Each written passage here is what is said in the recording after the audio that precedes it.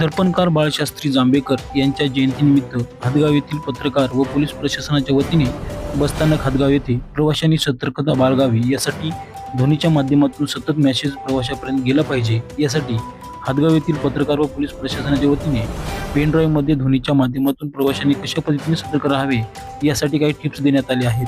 ते pen drive आज हादगाव येथील पोलीस ठाण्याचे सहाय्यक पोलीस निरीक्षक संकेत दिघे यांच्या वतीने बसस्थानक परिसरातील कंट्रोल रूम मध्ये लावण्यात आला आहे।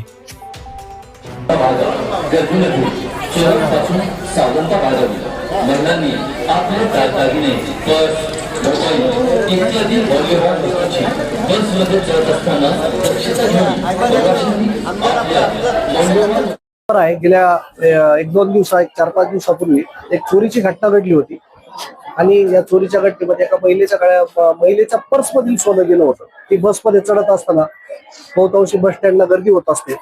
आम्ही पोलीस म्हणून त्याचा माननीय पोलीस अधीक्षक सर असतील, माननीय अपर पोलीस अधीक्षक मॅडम असतील आणि डीवायएसपी सरांच्या मार्गदर्शनाखाली तपास करतो, परंतु चोरी होण्यापूर्वी त्याच्यावर जर काय आपल्याला सुरक्षितता घेता येत असेल, काळजी घेता येत असेल, त्या म्हणीप्रमाणे आपण आज एक पेनड्राईव्ह तयार केला। आपल्या सर्व पत्रकारांच्या वतीने आपण एक पेनड्राईव्ह तयार केला आणि त्या पेनड्राईव्ह मध्ये आपण एवढं नमूद केलेलं आहे की प्रवाशांनी बसमध्ये बसताना त्यांच्या वस्तूची काळजी घ्या आणि सुरक्षित जे काही मौल्यवान वस्तू आहे, मोबाईल वगैरे, त्याची काळजी घ्या। किंवा बऱ्याच वेळेला अशाही प्रकारच्या घटना घडतात की पोलीस आहे असं सांगितलं जातं आणि असं सांगून त्यांना ते दागिने किंवा त्यांचा मोबाईल, पैसा अडका जर काही असेल तर ते आमच्याकडे द्या, सुरक्षित ठेवून देतो असं म्हणूनही बऱ्याच वेळेला असे प्रकार घडतात।